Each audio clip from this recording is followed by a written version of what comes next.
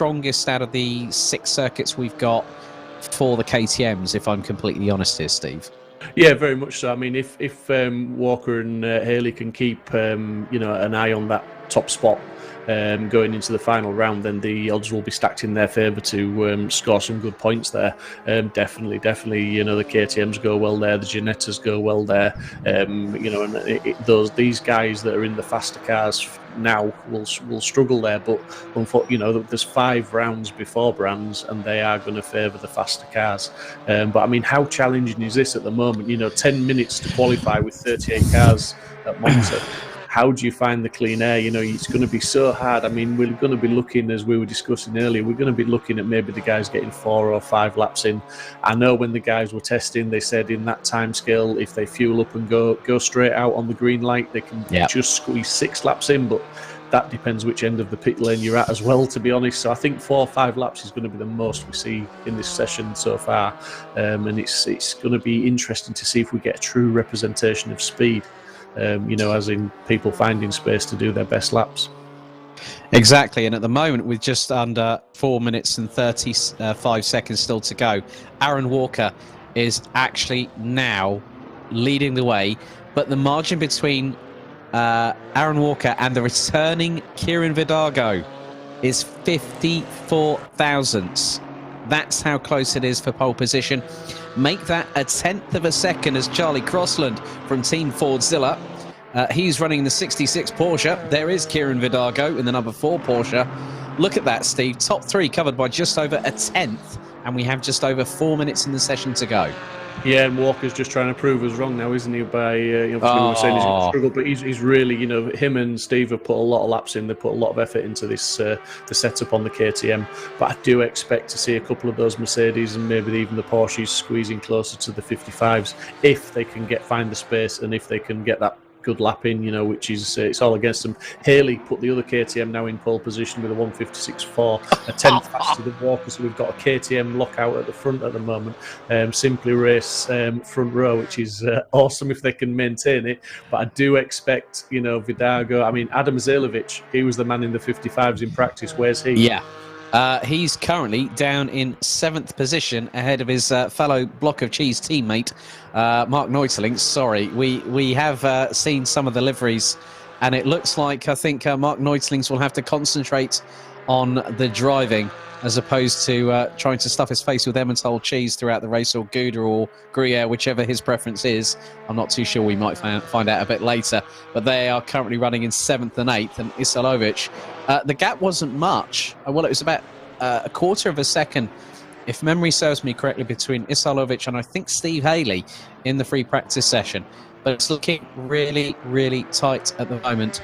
And at the minute, there's so many different drivers in here. We actually got a new addition who's currently in 9th position, and I know this guy very, very well. Aidan Bro, known on Twitch as Aid the Ace. He's running the 557 Audi, and he's with Butler Pal Motorsport, run in part by René Butler, who just so happens to not just run a sim racing team, but a real life racing team. So evening, René, I hope you're with us, and I hope you're keeping well, mate, over in Germany. So, and here is Aidan Bro in the Butler Pal Motorsport Audi R8, the number 557. It'll be interesting to see how we can make that Audi go in a field full of Mercedes, Porsches, and BMWs. It makes you want to watch for the underdog, as it were, or the less popular brand, as it were, just to see what the guys can do. But yeah, definitely Haley and Walker locking out that front row is a big surprise for me. I did expect to see them in the sort of top 6, top 7, but locking out the front row at the moment is absolutely awesome. You're going to have to watch it for Isalovic and Smith, because they've just gone 3rd and 4th respectively.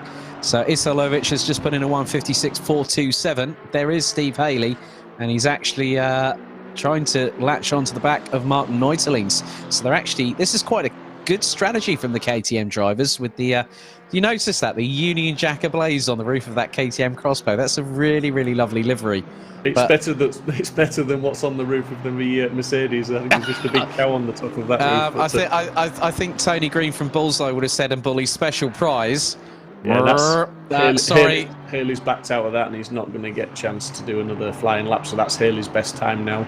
Currently on pole position with a 1:56, more or less dead. Walker 3/10 back. So Haley did improve on that time, and that's an incredible time in that KTM. It has to be said, and it's going to take some beating. And as we say, most of the lads will be on their last lap now, and certainly 40 seconds to go till the end of the session. Yeah, Isalovic currently running P3, 4/10 off on a 1:56.427. Top 23 covered by 2.5 seconds. There's Michael Haffenden in the 861 HF Impala Racing Porsche. So they've done a switch to a third different manufacturer in 3 different seasons. They've decided to go with the tried and trusted 718 Cayman GT4 Club Sport, both Haffenden and Fulbrook, with Fulbrook currently running in P20, second in Season 2 by just a handful of points ahead of Daniel Jim by 7 points. Tim Fulbrook actually secured it.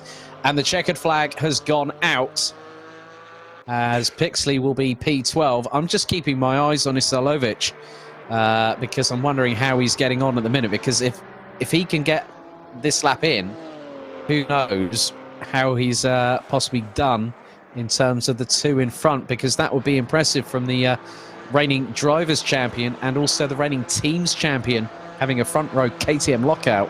I never thought I'd be quoting that one. Yeah, and absolutely. I mean, awesome driving from Haley at the moment to keep that on pole position. And I'm just looking at the splits, and he's made all the time up in Sector 2. He's pretty much matched the other guys in Sector 1, Sector 3. In fact, he was a tenth slower than Azalovic in Sector 1, but he's a massive half a second faster in Sector 2.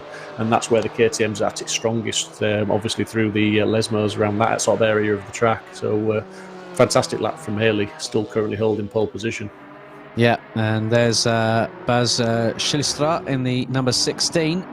Oh, getting a bit sideways there through the chicane. Oh, gets the tank slapper right on, smacks into the front on the barriers. And, well, that's a real shame for him. Daniel Parker in the number 6. He's running the BMW.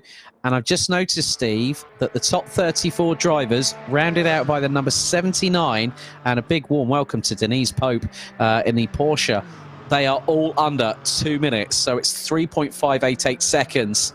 But it looks like that it is a KTM lockout at the front of the field for race 1 out of 6 for Season 3 GT4, followed by Adam Isalovic, Rich Smith, Kieran Vidago, Charlie Crossland, Chris Pinchbeck, Aidan Bro in the 557 Audi rounds out the top 8 ahead of Mark Neutelings, and Gavin Utley rounds out the top 10, covered by just over a second. That was a close qualifying there, mate. It was, mate, and it didn't disappoint, did it? And I think, to be fair, you know, I was worried about whether we'd get the respective times of what the drivers are capable of, with it being such a short term and hectic quali. But they haven't disappointed. Those are awesome times to achieve. And, you know, we've got some regulars in there, we've got some new names in there, we've got some guys that we maybe did expect higher up, like Fulbrook, but he's a bit further down. So maybe it's just a bit of adapting to the Porsche, you know, for the first race out. But I'm sure they've done the testing. But yeah, let's see what the race brings now. I'm sure it's going to be mega exciting. Yep, so we will have 45 minutes on the clock here at Autodromo Nazionale di Monza for race 1 out of 6 for Simsport Racing GT4 Season 3.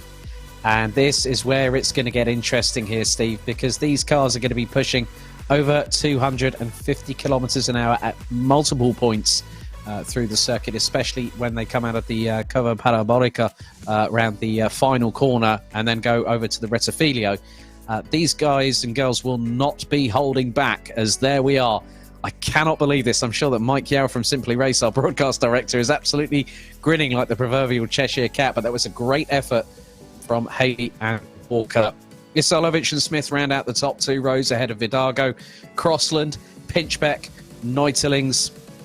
As we see that Jean Pinchbeck says, couldn't find you, but I think I'm watching now. Come on, Pinchy, she says. Well, let's see how Chris gets on from 7th, and we'll have Mark Neutelings in the 666 alongside Gavin Utley.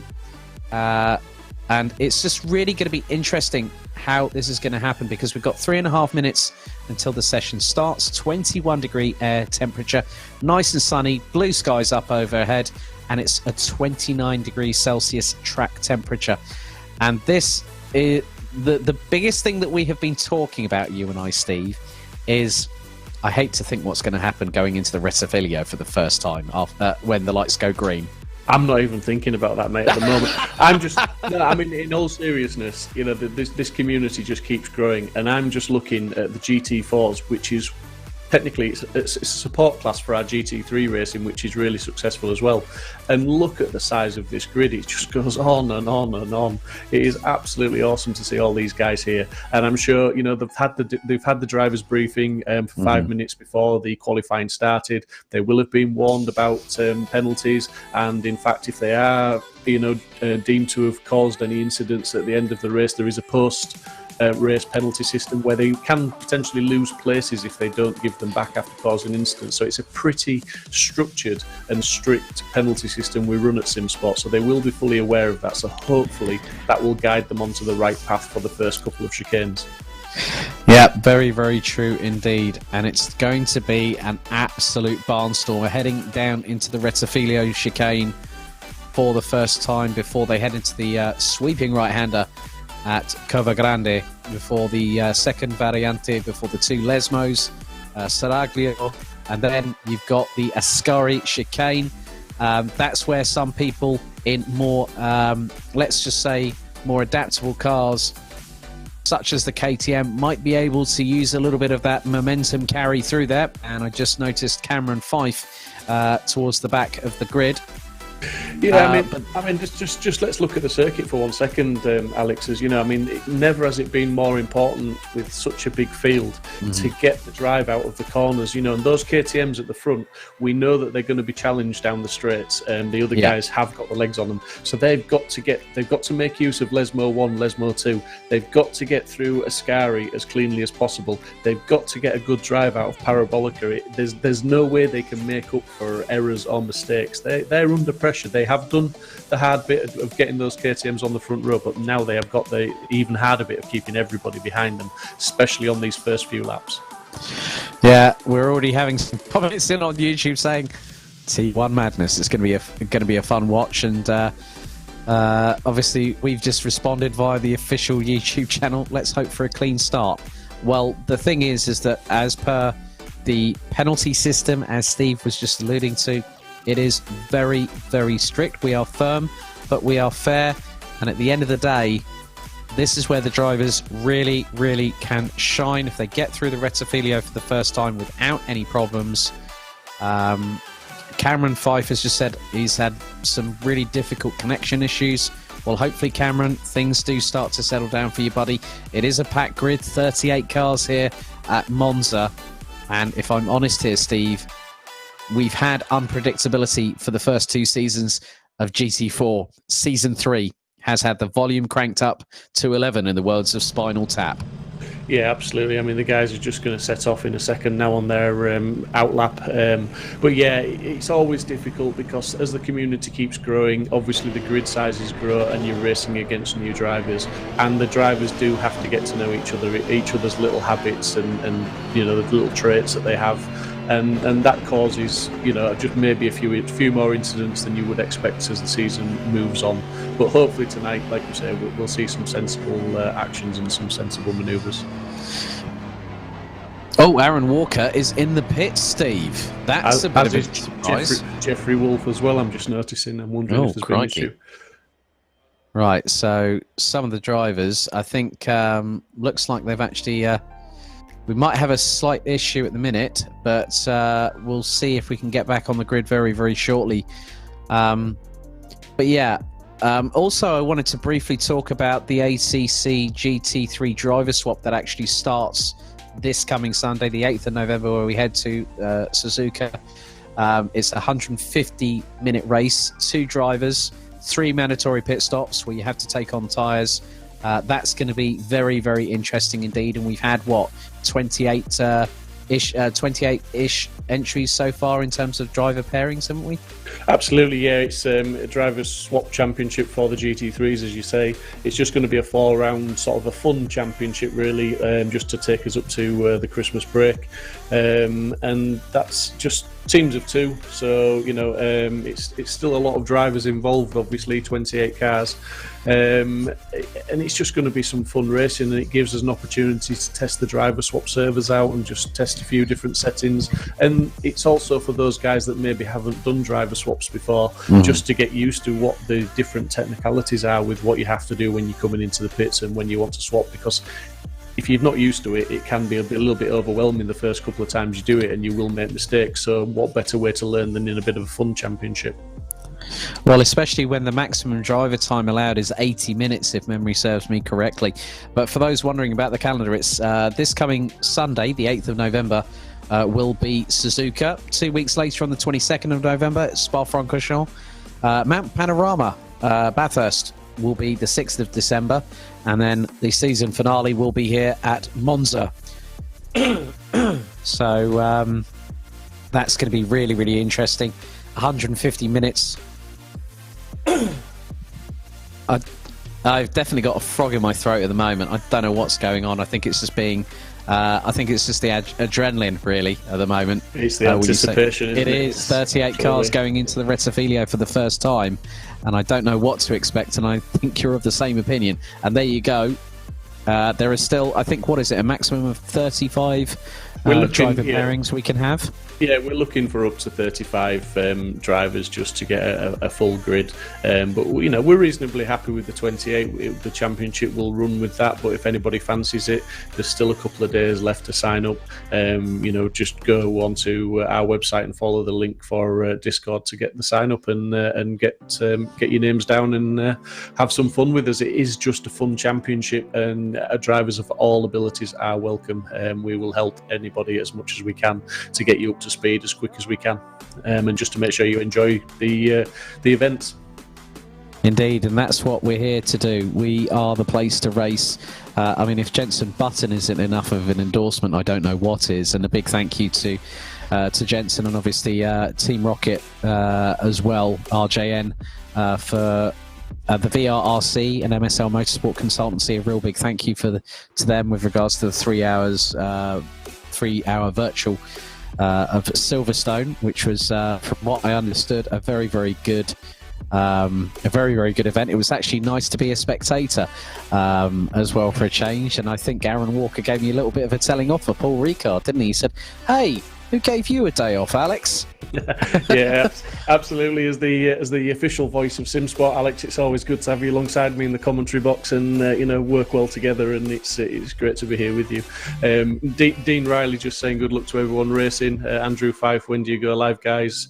We will go live very, very shortly. I think we've got a couple of minutes left till they go on the parade lap. We've just had to restart the session due to a technical issue. So hopefully we will get things underway in the next couple of minutes. Yep, and this is one track that definitely has seen its fair share of racing over nearly a century since it was first instigated back in the early 1900s. But it is a place that GT3 and GT4 racing, Steve, is alive and well here.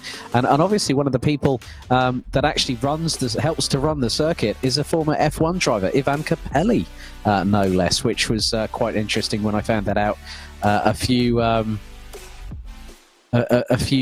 couple of years ago. I didn't realise that they had brought someone who was ex-Ferrari, no less, to help sort of bring the circuit to what it is now. And it is a place where our virtual Tifosi in the grandstands are able to get a prime time seat. Yeah, and it looks like we're just about ready to go again, so hopefully this time we'll get away with no glitches and no issues with the session. Let's just hold our breath and wait to see them all move away, and it's looking good so far. No one's jumped to the pits this time. I mean, just going back to the first corner scenario at Rettifilio, I mean, as a driver, when I've raced at Monza myself, on the first lap, if things are going wrong in the first corner, there's no shame in lifting and going straight on and using that escape road. Just go around, don't go crashing through the barriers, but just ease off on the throttle. Try not to gain any positions, but just avoid the mess, because all you're going to do is add to the carnage. And hopefully the drivers sort of see that common sense aspect of it. The stewards certainly do. There'll be no penalties for that as long as they don't, gain an advantage by passing half a dozen cars by doing it. It's all about common sense, isn't it? Yeah, definitely. And I think around such a circuit where full throttle is going to be, I think that's going to be more than just the aperitif. It's going to be the main course with a little bit of braking thrown in for dessert here. And this circuit, you've raced around it before as well, Steve, and it's not easy at all. When you're braking from around 250 in top gear, say for example going down to the Rettifilio, it's going to be difficult to really time it perfectly, especially if you're in the mid-pack. That's where all the trouble normally tends to start, doesn't it? Absolutely, yeah. The first couple of laps, it's Rettifilio, and then obviously into Della Roggia. That can also. So I've been guilty in the past of breathing a sigh of relief as everyone's got Rettifilio clean, and then there's incidents in the second chicane. So they're both chicanes are equally important on this first lap, definitely, because they are both very heavy braking zones, and the cars will be bunched up. But it's a fun track to race at. I mean, you're running such low aero to try and get the speeds down the straights that when you go through Lesmo 1 and Lesmo 2, it's so much of a compromise and a balancing act and a very, very fine line. And it's interesting, that's what makes a difference a lot of the time between a good lap and a bad lap, as we saw when Steve Haley put it on pole position. Yeah, so track temperature has increased to nearly 30 degrees Celsius, 29 degrees Celsius, and air temperature 22 degrees Celsius. Sunshine still beaming down on the circuit, 3.6 miles, 5.793 kilometres as the drivers now make their way towards the Ascari chicane. And this is where the drivers really need to start knuckling down. There's Chris Pinchbeck in the number 43 Mercedes. Yeah, that's a new livery for Chris in the matte black with the what could be described as a mint stripe. So yeah, a new livery for Chris and a new car, the Mercedes. Obviously, we normally see him in the GT3 Audi. So he jumped back into the GT4s and qualified very well, it has to be said, in 7th place. That's a good qualification from Chris. Yeah, considering the fact we've got 2 KTMs, 4 Mercedes, 3 Porsches and a BMW in the top 10. And now the drivers start to prepare themselves, and it is going to be down to Haley and Walker to control the pace, as a lot of the drivers, that's looking a little bit messy on the rolling start going in. But they now head through the Parabolica here at Monza. Season 3 GT4 about to get underway here at Autodromo Nazionale di Monza. Steve Haley with a number 1 on his KTM and has Simply Race teammate Aaron Walker alongside the Season 1 champion. It is now time to find out who will get the whole shot, who will get the run on the opposition. 38 GT4 cars heading towards the start-finish line here at Monza. The lights are red at the moment. We wait patiently. And it is green. We are off and away, racing here at Monza as they hurtle their way down. 38 cars representing 8 different manufacturers down into the Rettifilio for the first time. Who's going to have the anchors on nice and early, as we are on board with Chris Pinchbeck trying to get the upper hand on Charlie Crossland and also Kieran Dargo. And Mark Neuteling's looking up the inside of the 43. Oh, a little bit of nudging between the pair, and we have got an absolute carambolage. Drivers having to go towards the inside of the second part of the chicane, as it's 3 abreast. To be absolutely fair to the drivers there, that was just a concertina effect of the braking zone. It wasn't so much incidents, it was actually just there was that 38 cars trying to get through, 6 foot basically. But looking good so far. The KTMs are keeping they're challenging each other at the moment. So the team players maybe not quite come into play yet. They're just battling for domination. So did we see someone go a little bit wide there? Yeah, I think one of the Porsches, I think that might have been Charlie Crossland, as there's Aidan Bro, I've just seen. He's gone a little bit wide going through the first of the 2 Lesmos, and he's currently rounding out the top 10. And so Aidan Bro looking to close up on Chris Pinchbeck, who's now dropped to 9th place. Haffenden 13th. And I think one of the early casualties is Aaron Walker leading the way in the 99 KTM ahead of teammate Charlie Crossland coming under fire from Kieran Vidago, who has a bit of a tank slapper going through the exit of the Ascari chicane. But Gavin Utley has absolutely stormed his way as Sibasivicius battling away with Jeffrey Wolf in the 86 BMW. And looking to chase down Stapleford. I mean, look how close the gap he's saying he is to Stapleford. I mean, that's insane, obviously, side by side at the moment. But congratulations to all the drivers there. Absolutely awesome first lap. Not too many issues, I don't think, at all. Very, very good driving standards and great to see. But let battle commence now with this season of GT4 racing. Bry Havoc and let slip the GT4 Dogs of War. And that is what exactly is happening, as Charlie Crossland coming under fire from the likes of Chris Pinchbeck, Aidan Bro. Gavin Utley has stormed his way up to 7th. He went up the inside of the Team Fordzilla driver, and it looks like Aidan Bro is trying to go up the inside of Chris Pinchbeck, heading towards the right-hander at Curva Grande. The Audi and the Mercedes side by side at the moment. Crossland looks to be the bottle in the cork, and Aidan Bro trying to go up the inside of the 66 Porsche, now up towards the next chicane. I was holding my breath then. I was 3 wide, and I thought, no way, boys. But Charlie Crossland's done enough there to lead it through Del Rogier, the chicane, and Pinchbeck's filed back in behind them. But yeah, that was awesome driving, and Crossland's sort of making his way. He's up to 8th, but like I say, Utley in 7th, Neutlin's in 6th. That's a great start from those boys. Kieran Vidago, he's one to watch, and the series regular Rich Smith in 4th place as well. Let's not forget Rich, he's been putting some good times in. Yeah, unfortunately, those connection issues have come back to haunt Cameron Fife, I'm afraid. He's just posted on the YouTube feed as we go on board with Mark Neutelings, and Gavin Utley looking up the inside of Charlie Crossland in the Porsche, going through the Ascari. Just showing some great pace then from Utley in the BMW, isn't it, to be sniffing around the back of Charlie Crossland. So let's face it, Charlie Crossland is not a slow driver, and in the Porsche, he's in a pretty decent bit of kit for this track. Yeah, and I'm just having a look at the times at the moment. Walker is currently 0.341 seconds ahead of the defending champion now, Steve Haley. Isalovic rounds out the top 3. Rich Smith, Kieran Vidago were on board on the rear bumper of Mark Neutelings. Yeah, those 2 KTMs are currently lapping, round about the 57.2 and 57.3 respectively, and the only other man as close as that at the moment is Vidago with a 57.3. So, I think Azalovic as well, he's been the man to watch in practice. Maybe he's going to make a charge for the front very shortly. We've got 40 minutes of this race left, and it's all to play for at the moment, and no one's really getting away. Although those 2 KTMs may now start to work together now they've settled themselves down, and just try and maintain a bit of a gap on the other guys. I don't think they will, with the way that Isalovic has set personal bests. I've just been having a look at the sector times. Haley has gone purple in sectors 2 and 3.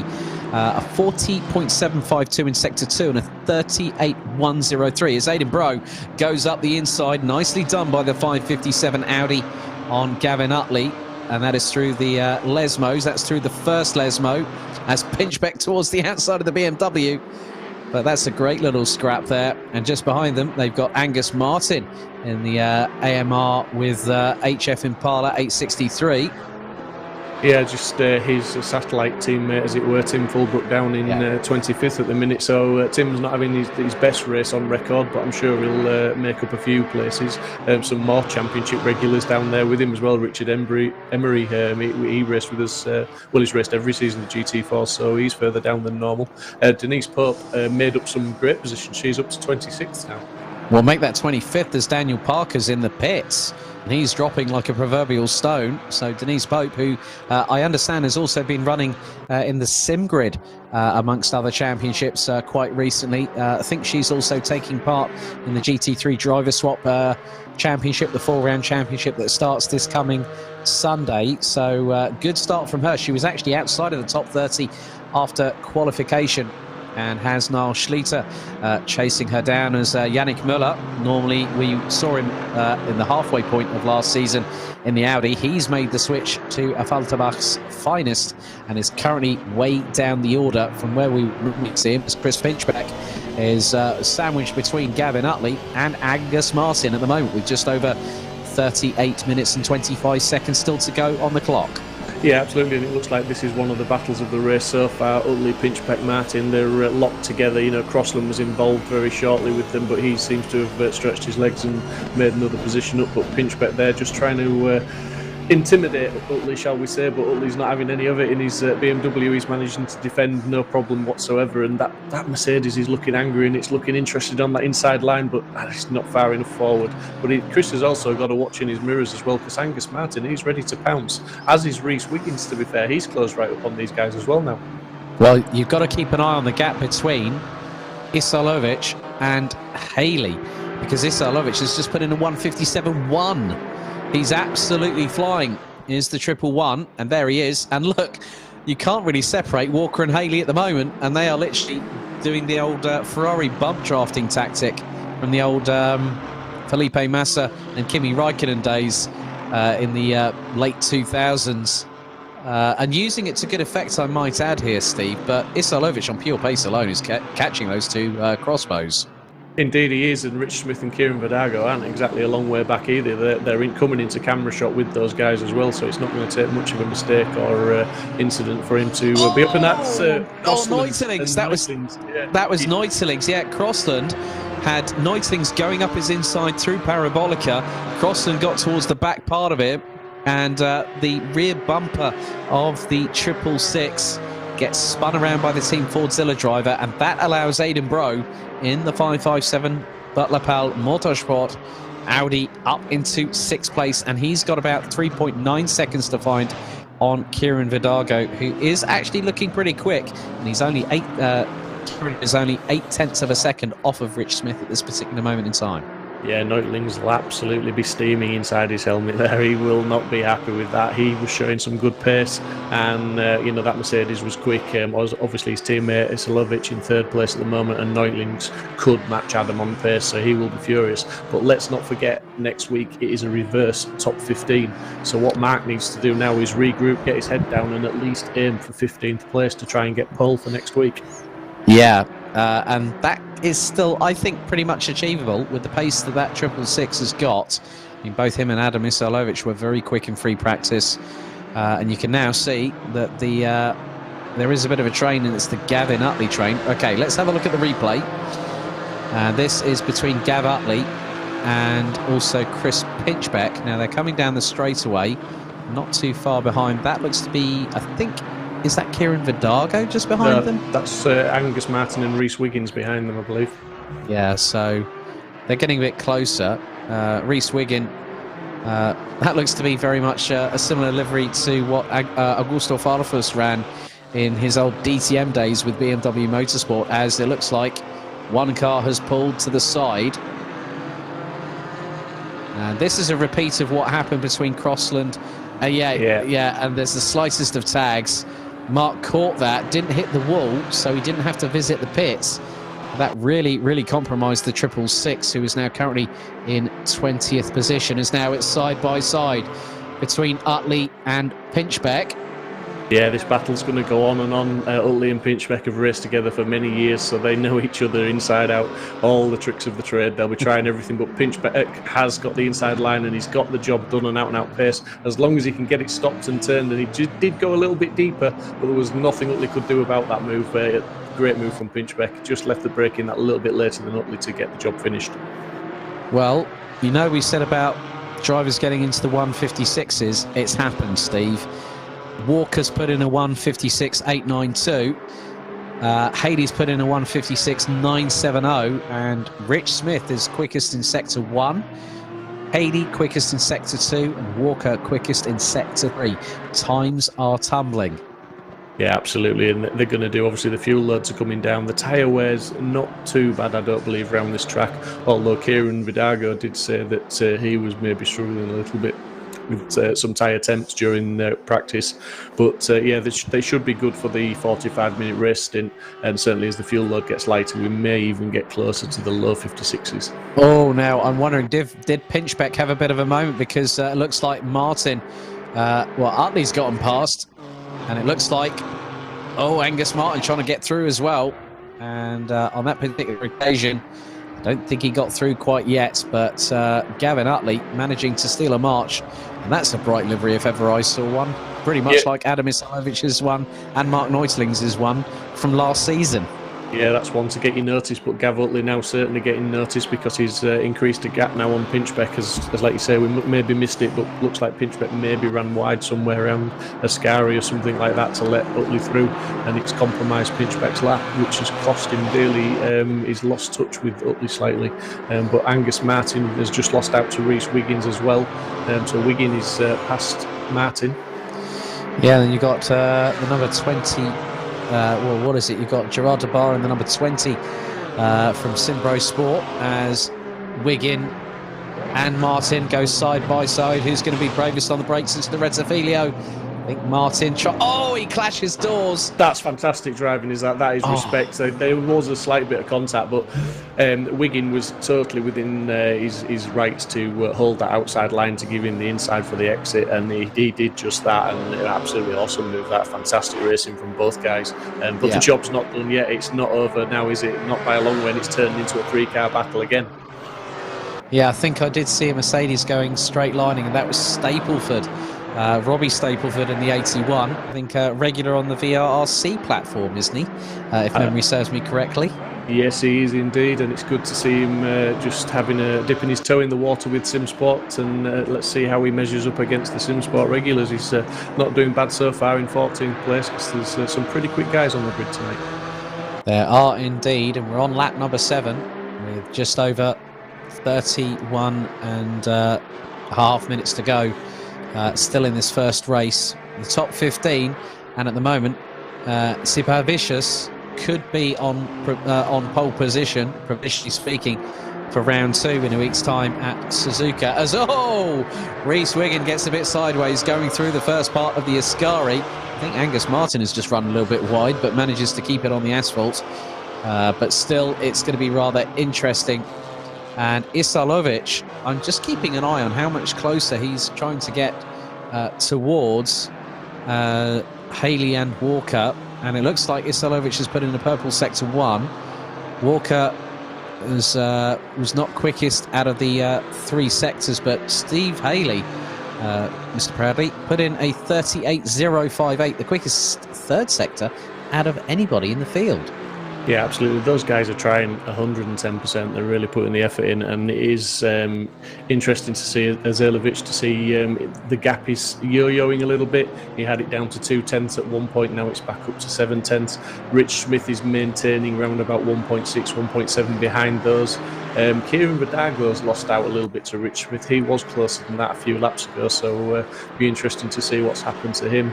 But yeah, the guys at the front, they are pushing mega hard, and those lap times are pretty damn good at this point in the race. Well, we have to give, I think Mr. Lindsay has just made a mention of certain somebody, Mark Raddenbury, who's also switched to the 75 Porsche this time. He's actually running ahead of Robbie Stapleford at the minute, and Mark, we know, can definitely mix with the best when he's on his A game, and he looks to be pretty consistent here at Monza, doesn't he?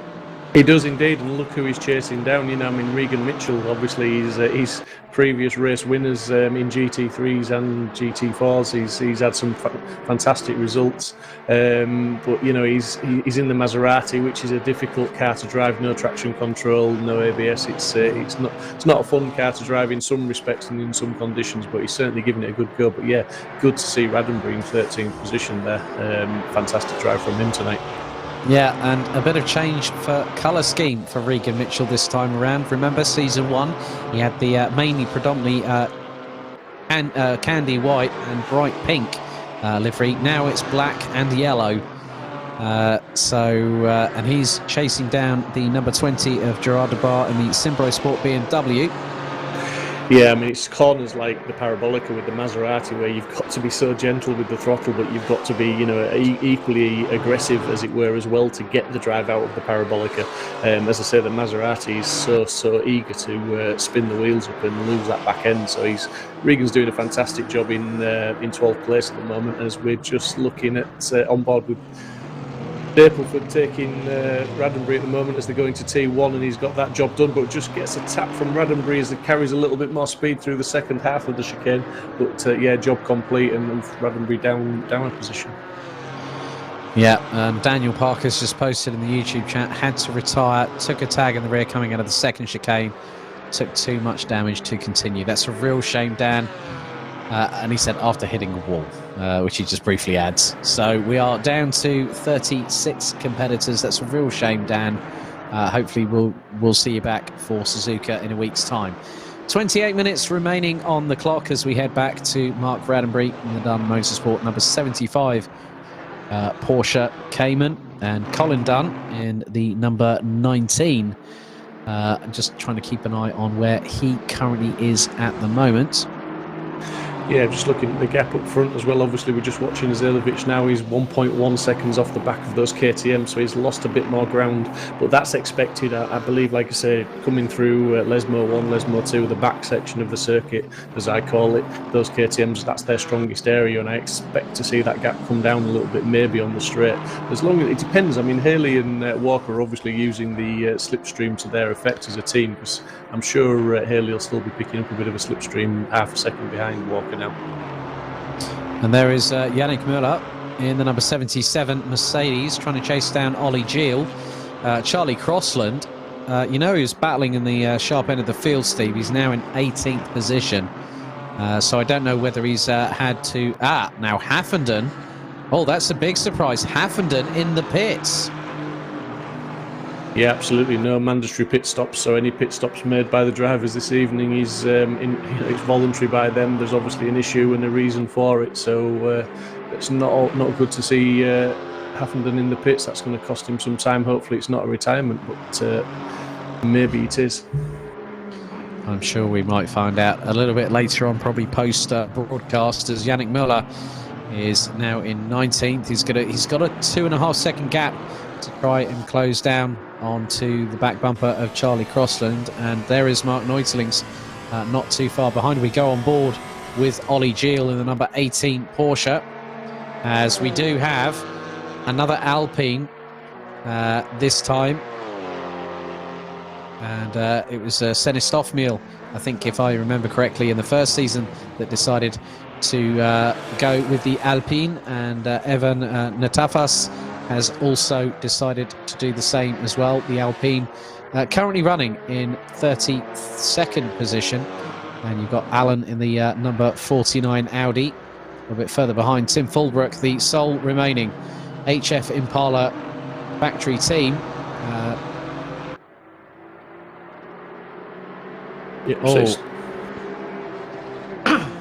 Sorry, I was going to say, I think we were about to be in synchronicity there, Steve. It looks like Yannick Möller's had a bit of a moment, hasn't he? Yeah, it looks like he's made a mistake and let a few cars through there, but he's certainly lost some ground to the other guys. As we're watching Tim Fulbrook and a well-presented Porsche, that is. It looks awesome with the tribute to Paddock Hill on the back, as always. But it's up close and personal at the moment, battling with Ambrose. Fulbrook's looking to try and make up some positions. Yeah, and they've got, looks like Neutelings is now in the top 20, as there goes Ambrose towards the inside, and here is Yannick Müller. He's trying to thread the eye of the needle between the pair of them, and if that becomes 3 wide coming out of the Parabolica, not quite on that particular occasion, but Ambrose still remains ahead of Fulbrook, but Yannick Müller using the slipstream to his advantage, and there is Rich Emery not too far behind, just as bright. Fulbrook's going to lose out on that one, isn't he? And as you say, Amber and Muller there. Muller got the slipstream, and he's dived down the inside there, and it looks like he may just have made up 2 positions on that straight. Oh my goodness, and that was Ambro and Fulbrook coming to blows. And I think Ambro has just flashed his lights at Yannick Müller as if to say, what are you doing, you madman? Well, I think I would have to watch that again, but on first impressions, the door was open. So yeah, maybe it was a tough move, but probably a fair move, to be honest. Well, they do say that rubbing's racing, but this is meant to be a non-contact sport.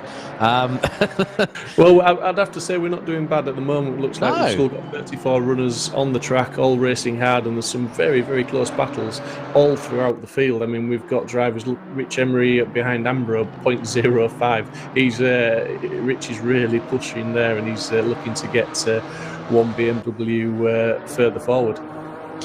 So at the moment, with now what is going to be 11th lap, with just over 23.5 minutes remaining, it is Aaron Walker leading the number 1 seed, Stephen Haley. And then it is Adam Isolovic, Rich Smith, Kieran Vidago, Aidan Bro on his Simsport Racing debut up to now 6th position, ahead of Gavin Utley.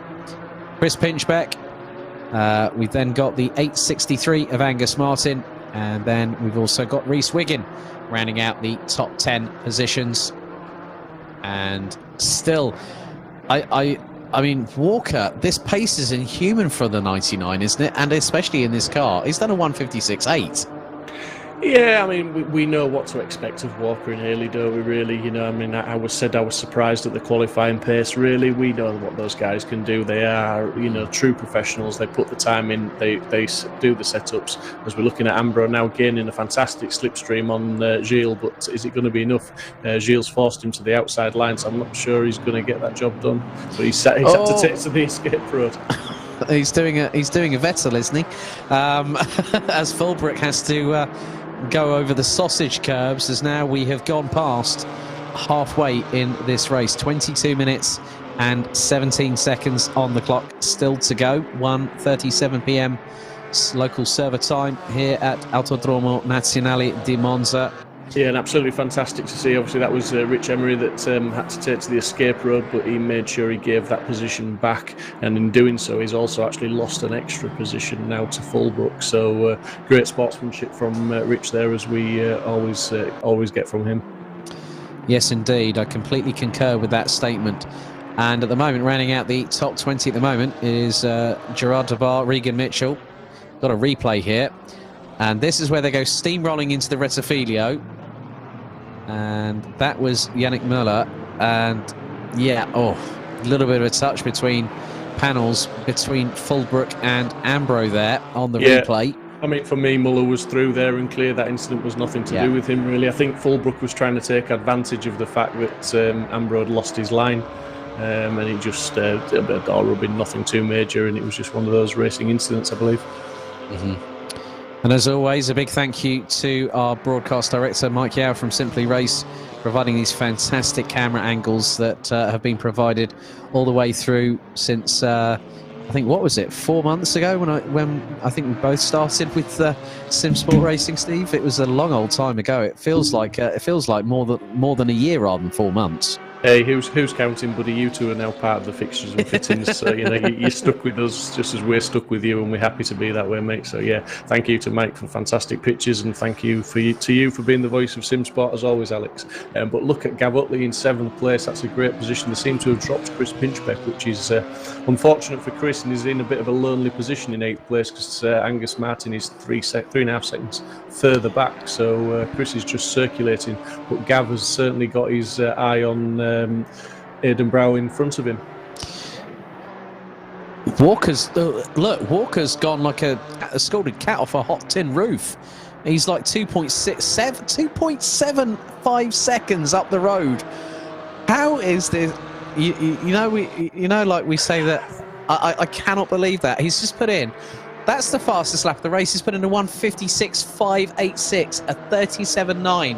in Sector 3. Walker is absolutely romping away with this one at the moment. My godfathers. That's some drive out of the parabolica, isn't it? But yeah, he certainly is. And Haley wasn't exactly slow on his lap, although he was nowhere near Walker's pace. But he was still faster than Nazilovic in 3rd place. So he's doing enough for that 2nd place. He's Haley, and I think, to be honest, he's seeing his teammates setting the pace, and he's thinking of the 6 rounds here. You know, just watch your line, keep your pace, and look for that 2nd place, and he'll be happy with that tonight.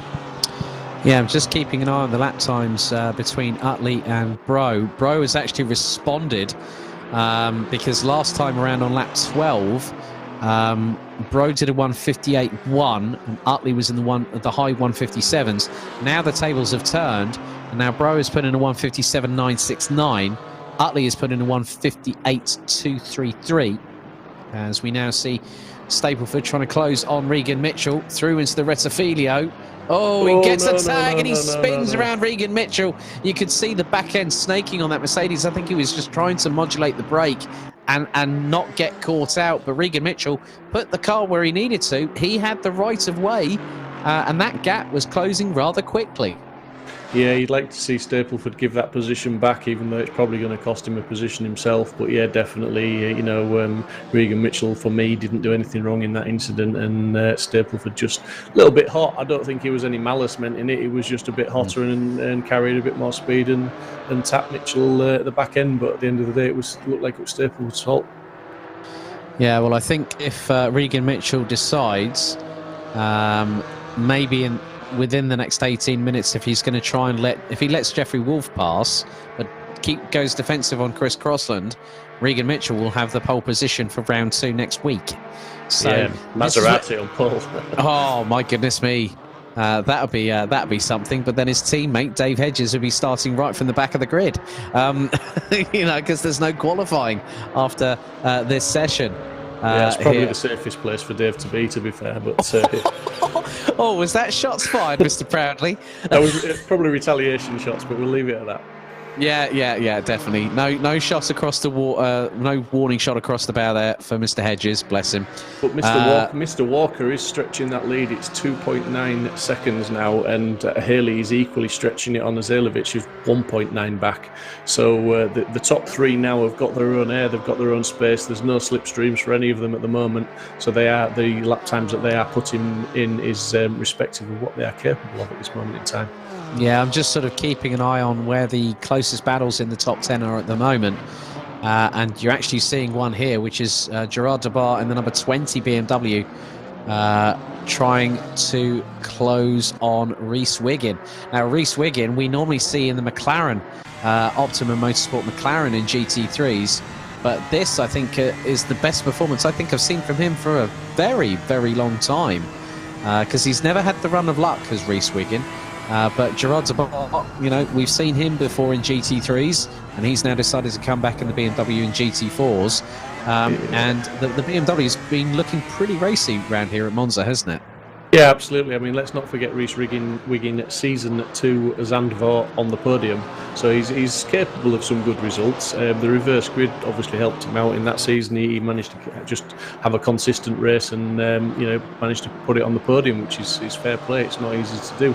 But yeah, the BMWs have certainly got some strong legs around this track, as it has had the Mercs. I think both those cars have got it on the Porsches ever so slightly. He's certainly coming under pressure now, as we're looking at Regan Mitchell, who's trying to obviously recover some positions back, but he's down in 16th, so he just needs to really gain that one position, as you said, on Wolf, to get that pole position, and he's got 15 minutes to do it. Yep, so we're fast approach. Oh, Gavin Utley's in the pits. Utley is in the pits. Now that's another change, a real big change that we've just seen just there. So that gives Mitchell, he's in 15th place now, that is pole position, but he's a racer. Do you sort of stop there? As we see Mark Neutlings get a drive through, which will be for track limits in 19th, so his race has gone from bad to worse now. Mark was on a recovery drive from that earlier incident when he got tapped around by Crossland, now having to suffer a drive through as well. Yeah, so it is all changing rather rapidly. We now go into the final third of race 1 out of 6 for season 3 GT4 here on Simsport Racing. If you want to join the community, head to simsport-racing.com. You'll find all our social media links and also what championships we've got going on, and also our relevant Discord server too. Now that was Gerard Debar, I think, that was just having a moment, was it? Possibly going over. That could have been. So Gerard Debar having a bit of a moment going through the second half of the Rettifilio chicane. Yeah. But Yannick Muller, I think he senses that, well, I know it's reverse top 15. Maybe if I just get myself ahead of Regan, and stay there. You know. Yeah, absolutely. This is why we did it when we were talking about changing things slightly, because the GT4 seasons have been fun, but we just wanted to always improve. As we're looking at Muller now going for that 15th place, all important 15th place, and he gets the job done there. Absolutely fantastic move. But yeah, I mean, the guys have now got to battle for that pole position rather than just thinking, you know what, I'll run around at the back and I'll be on pole next week. So it's certainly puts a bit more interest for it. So 13 minutes and 45 seconds remaining in this what's been an epic battle between 38 GT4 drivers here this evening, representing 8 different manufacturers. What a performance though from our top 5 at the moment. You know, I mean, the top 5 has been pretty stagnant from the start of the race, hasn't it?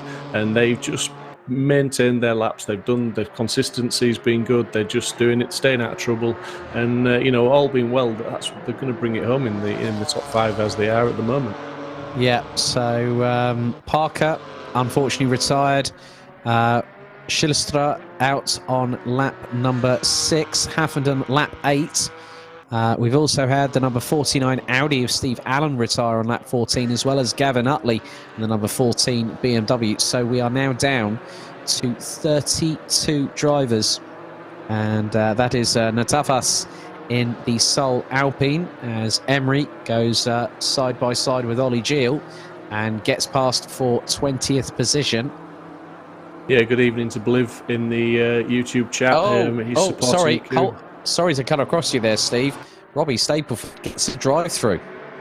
Yeah, that'll be for track limits as well, so that's maybe a little bit of recompense for the incident earlier, giving him a drive-through there when he obviously came into contact with Regan Mitchell. But yeah, that's all managed automatically by the game. So just to explain to anyone who's not really familiar with ACC, is we've just seen Denise Pope defending there and actually maybe going to make up a position on Neutlins, but not just this time. Yeah, the game, if the guys cut the track, it automatically chalks them up once they've got 3.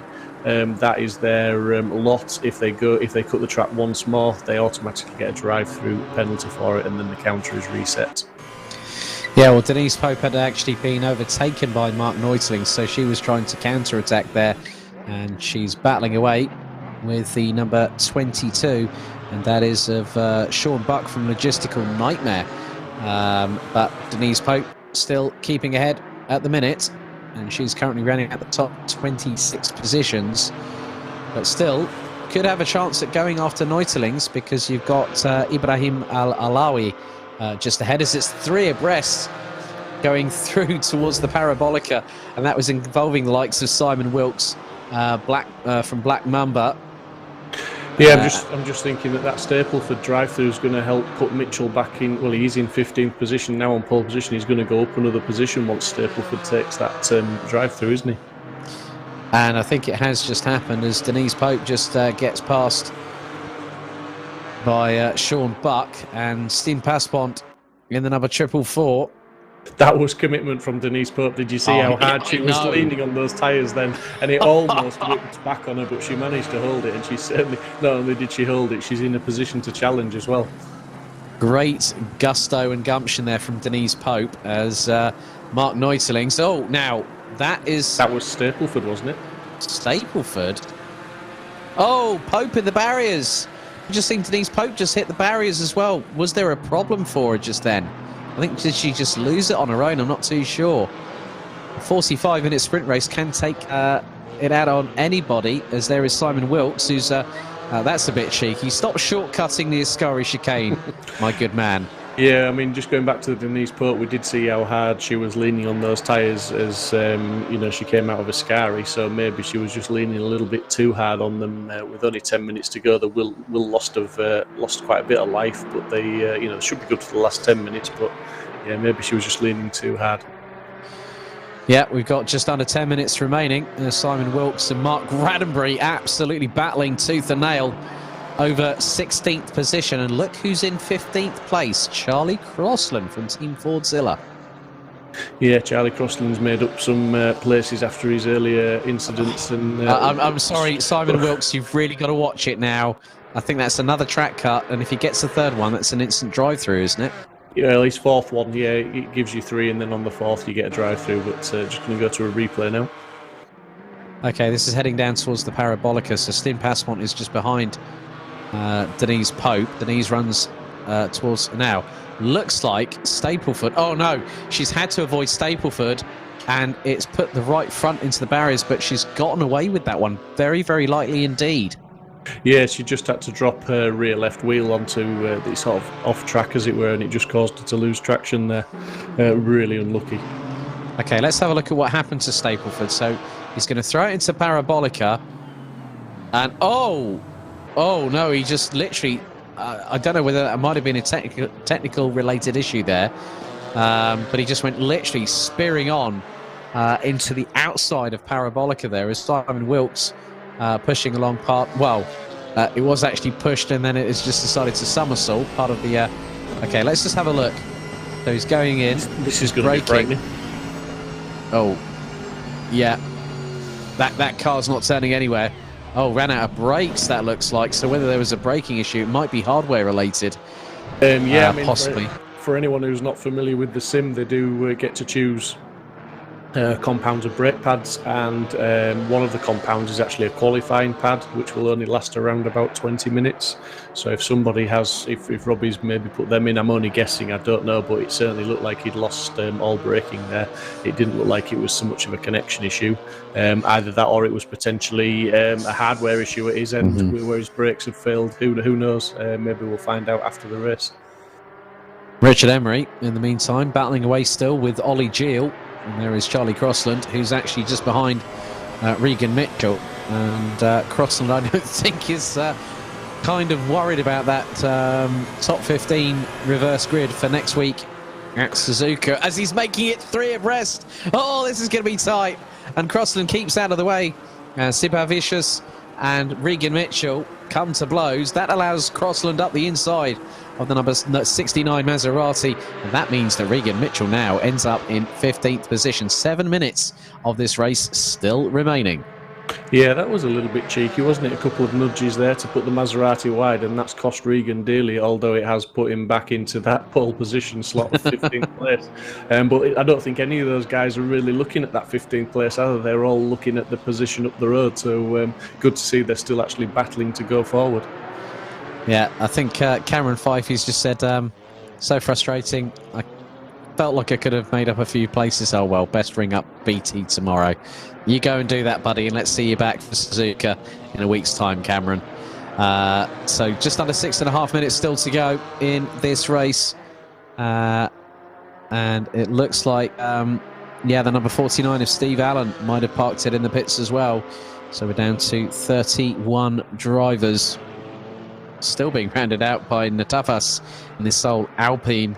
So out of 38 that started the race, and we have just over 6 minutes to go, Steve, that's a pretty good rate of drivers still in the race at the moment. It is, and considering the track, with the heavy braking zones, Parabolica, there's some high impact areas on this track where you can pick up a lot of damage. So the racing's been good, it's been clean. There's been a couple of incidents I'm sure the stewards may be looking at tomorrow evening. But yeah, definitely it's been good, and it's good to see so many people staying on the track and, completing what they need to do. And it looks like Stapleford's either retired, is he in the pits there, or it's still showing as drive-through, but maybe, like you say, maybe he has retired. He's a few laps down now, isn't he? So. Yeah, I think it was just due to the sheer impact, the velocity going through into the Parabolica, and just, the front end just decided to take the full-on brunt, and that's not easy. But it looks like we've had a little bit of a moment there. That was for Stin Passpont. Bliv AK asking a very good question here. Good to hear from you, Bliv. What's the top speed of the KTMs at Monza? I'm sure that when we speak to Haley and Messrs. Haley and Walker, who were about 2.5 seconds adrift of each other, we'll find out from them. Yeah, we were talking about this, and unprofessionally, I can't remember what they actually said it was now, but I know it was a few clicks shorter than the Merc, which is why I was so impressed when they managed to keep so well in front of Zilovic at the beginning of the race when he was close up behind them. But again, Regan Mitchell now and having a real battle, and he's defending very, very hard, isn't he, at the moment?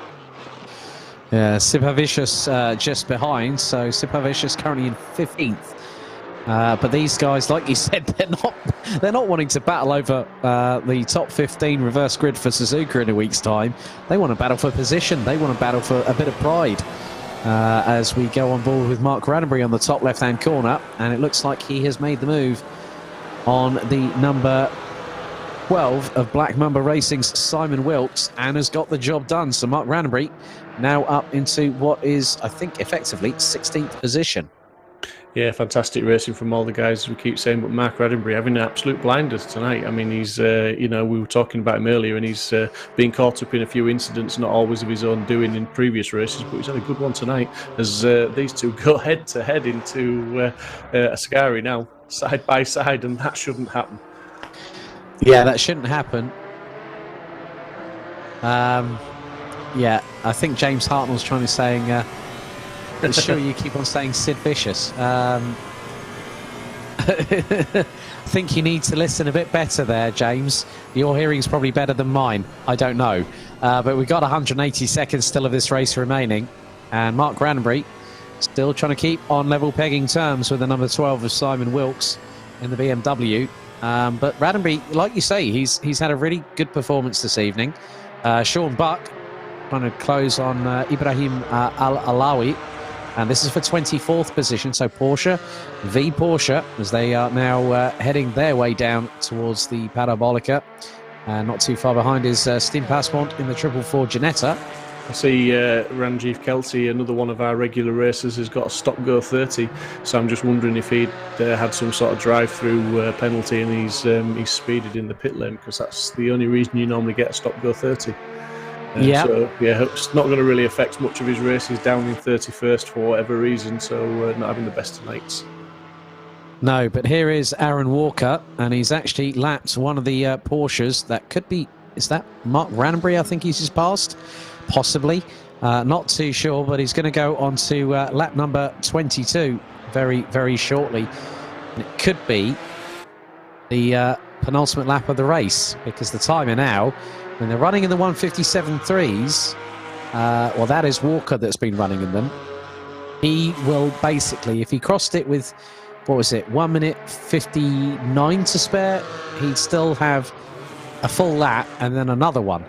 So it just really depends how soon before the end of it. I'm going to say, if it's as tight as that and they do get another lap in, I just hope that they've fueled it right for the race, because that could be a deciding factor. But yeah, it's been an absolutely awesome performance from the Simply Race guys in the KTM, and Adam Masilovic in third place as well. As I said earlier, they've just been consistent, put the laps in, they've battled when they could, and they've settled down and just got the job done tonight, haven't they? Yeah, as we go on board with Carolis, I won't try and say Carolis' surname again, because I'm sure that James Hartnell will keep on taking the mickey out of me. In the 101, well, at least you're trying, mate. Yeah, exactly. I wonder if James could actually give that a try live on air. I'm sure he'd struggle with that. But if you've noticed, I've stayed silent. You stayed deadly silent on that one, mate. You really, really have. But we're now 40 seconds still to go. Aaron Walker now coming through the Ascari chicane. It's just up ahead.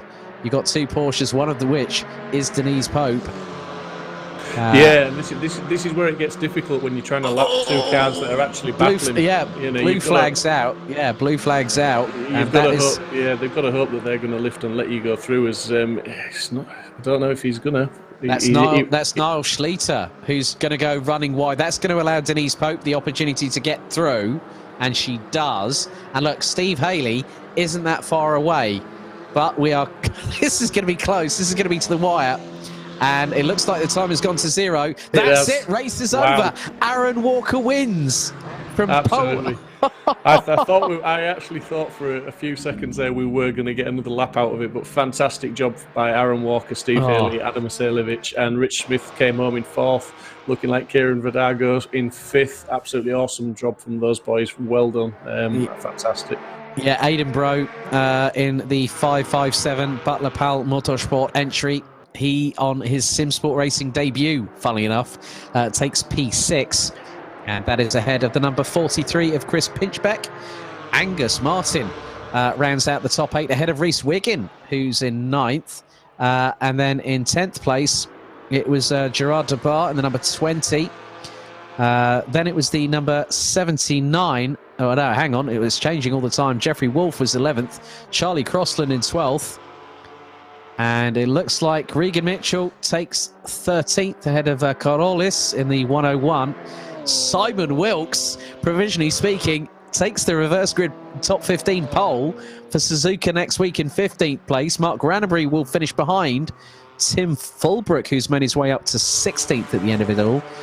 Ollie Geel is in 19th ahead of, behind Richard Emery. Andrew Ambrose takes 20th ahead of Richard Pixley. Denise Pope on her Simsport Racing debut takes 26th ahead of Niall Schleter. And then you've got the likes of Dan Natafas, Kelsey and Allen, who round out the 31 that effectively will be classified. Ibrahim Alawi will cross the line in 23rd. Yeah, some fantastic driving from all the boys, and I don't think there was any standout performances there as we're getting confirmation of the final results. I think generally that was a cracking race from everybody involved, and great to see so many cars on the grid to start and so many cars to finish as well. 31 out of 38, Steve. That just, hand on heart, that was absolutely brilliant. But you know what I'm going to do? I'm going to head down to the interview booth, and I think we've got some drivers to speak to. Shall we head down there? Yeah, let's go down there, buddy.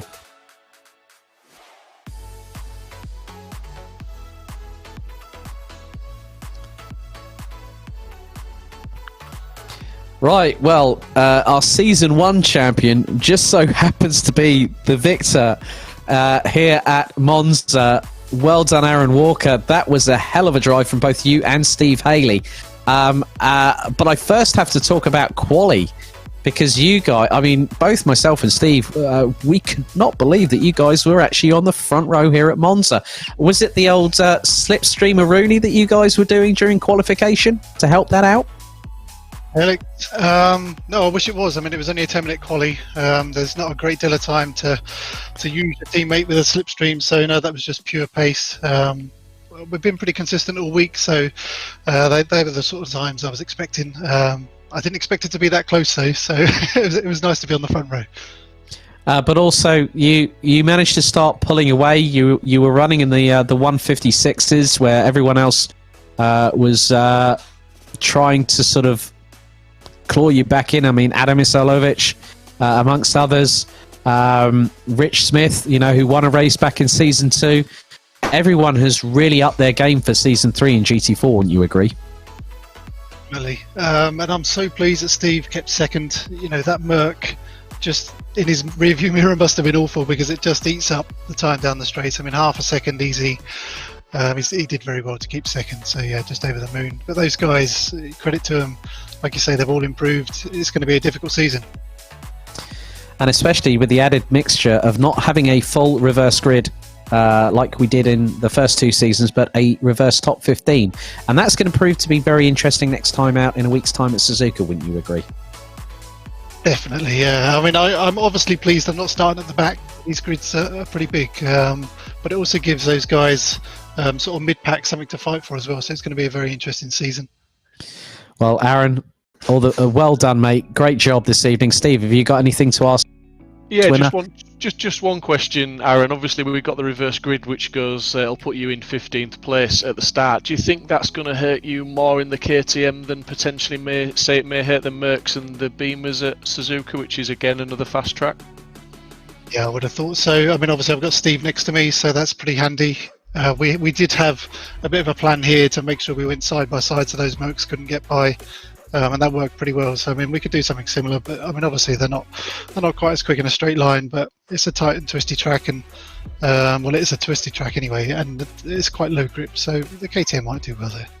Yeah, well, as I've been saying all race long, you guys are the professionals, and you will put lots of practice in, and you will put on a good performance next week. So well done tonight, Aaron. And as Alex said, it was a pleasant surprise when you locked out the front row. I didn't expect you to lock out the front row, and your race pace was absolutely astounding. It was awesome to watch, so well done, mate.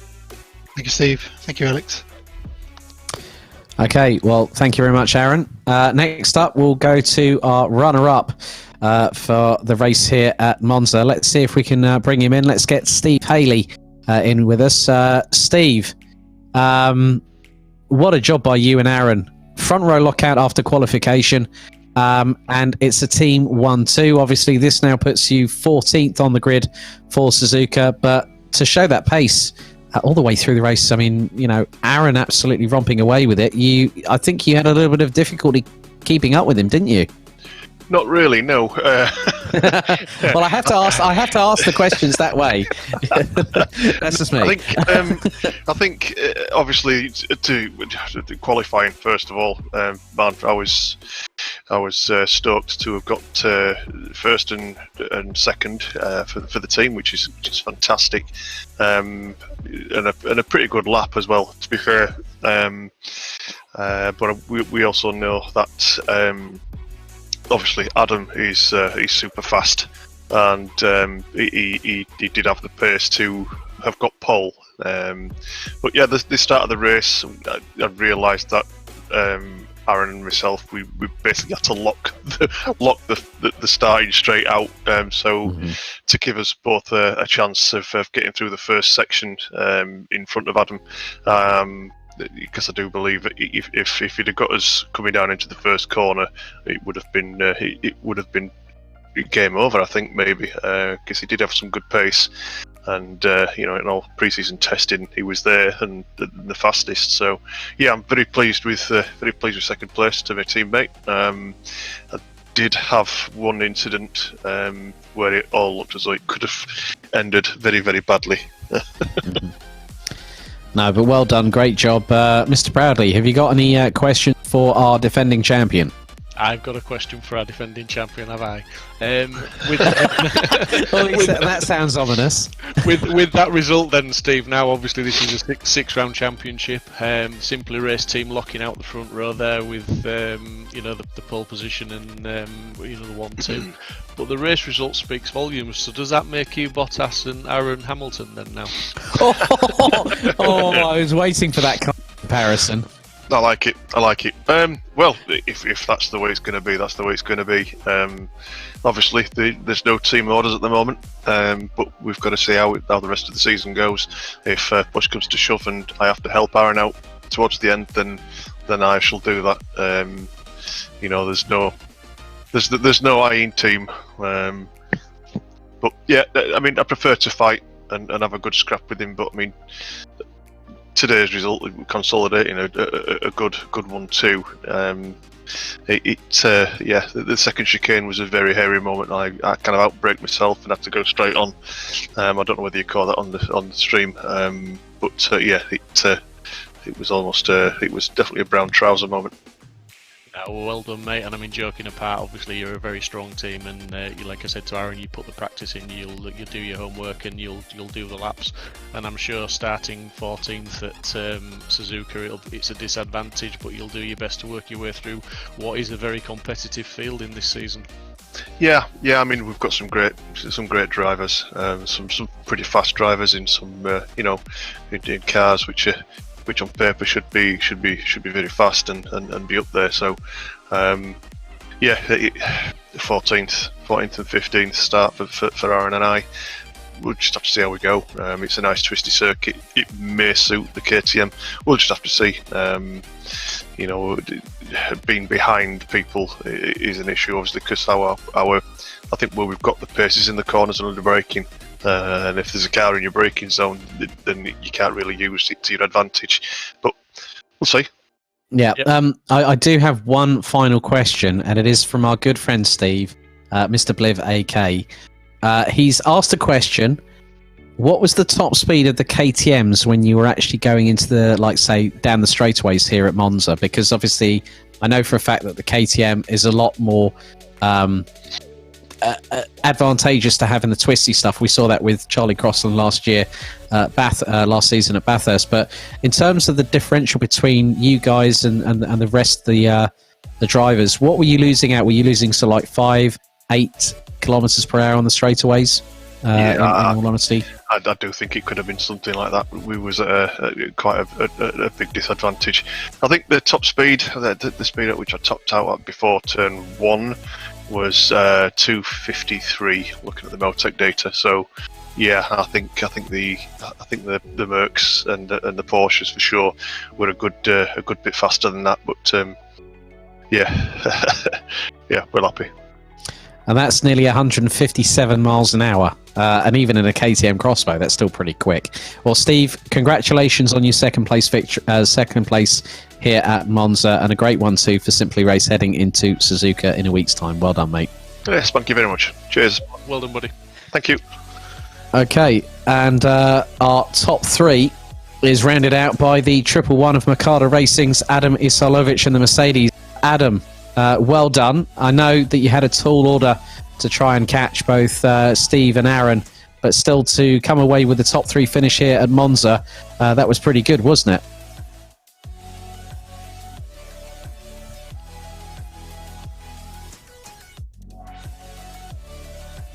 Hey, thank you for an unmute. Yeah, it was congrats first to Aaron and Steve. That was excellent driving by them. And yeah, I screwed up. I qualified on wrong tires, so basically, yeah, I shot myself in the foot. But I will take Max Verstappen place. I don't mind at all. That was a great race. They had a really good pace, and I knew on the practice that I had a really too much degradation on the tires in the last 15 minutes, so I didn't want to push too much on. But still, this is going to put you ahead of the 2 KTMs going into Suzuka next week, Adam. Suzuka, very much a different track in its own right, but still very quick. Obviously, the Mercedes has the good sort of power out of the corners, especially with that low rev torque that this car has as a characteristic. Do you think that could play to an advantage for you next week when we head to Japan?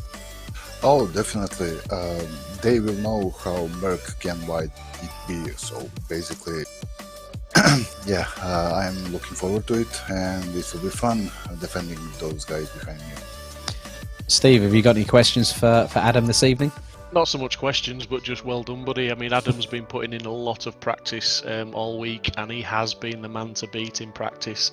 I mean, obviously the KTM's brought their A game to qualifying, and as Adam said there, he just made a little bit of a mistake, but you know, he took that on the chin. Adam, you've tried really hard, you've put in a good performance, and as I said during the commentary, you were consistent, you just kept putting the laps in, and it's a season-long battle. It's going to be 6 rounds.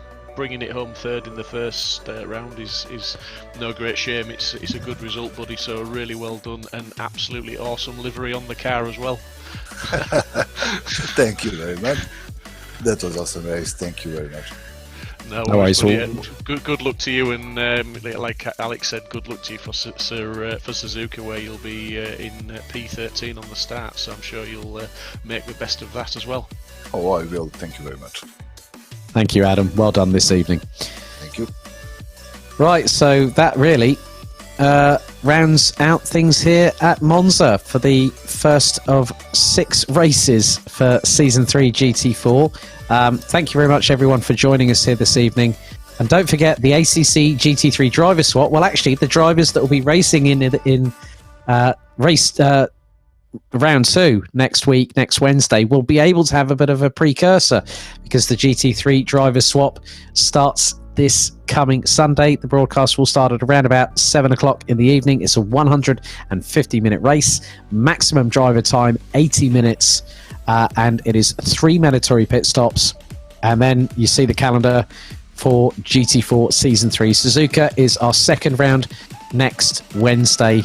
But Steve, what a great way. Season 3, over 39 sign-ups for Season 3.